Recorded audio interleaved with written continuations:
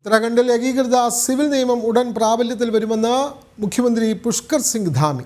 ഉദ്യോഗസ്ഥർക്കുള്ള പരിശീലനം പൂർത്തിയാക്കിയെന്നും അന്തിമ വിജ്ഞാപനം ഈ മാസം തന്നെ പുറത്തിറക്കുമെന്നും മുഖ്യമന്ത്രി അറിയിച്ചു. കരട് വിജ്ഞാപനത്തിന് നേരത്തെ മന്ത്രിസഭ അംഗീകാരം നൽകിയിരുന്നു. തെരഞ്ഞെടുപ്പിൽ ബി.ജെ.പി. ജനങ്ങൾക്ക് നൽകിയ വാഗ്ദാനം പാലിച്ചുകൊണ്ട് ഉത്തരാഖണ്ഡിൽ ഏകീകൃത സിവിൽ നിയമം ഉടൻ പ്രാബല്യത്തിൽ വരുമെന്ന് മുഖ്യമന്ത്രി പുഷ്കർ സിംഗ് ധാമി അറിയിച്ചു. നിയമം നടപ്പിലാക്കുന്നതിന് സർക്കാർ തലത്തിൽ തയ്യാറെടുപ്പുകളും ഉദ്യോഗസ്ഥരുടെ പരിശീലനവും പൂർത്തിയാക്കി. അന്തിമ വിജ്ഞാപനം ഈ മാസം തന്നെ പുറത്തിറക്കുമെന്നും പുഷ്കർ സിംഗ് ധാമി പറഞ്ഞു. एक्ट बन गया।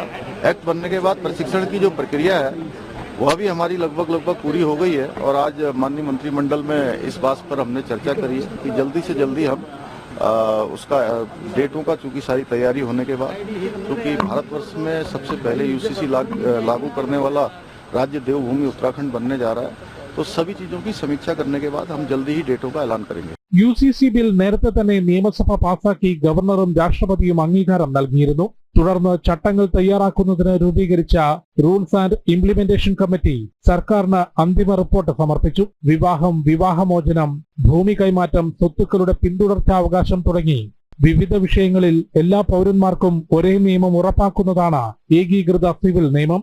ദേശീയ തലത്തിലും ഏകീകൃത സിവിൽ കോഡിനുള്ള നടപടികൾ പുരോഗമിക്കുകയാണ്. ജനം, ഡൽഹി.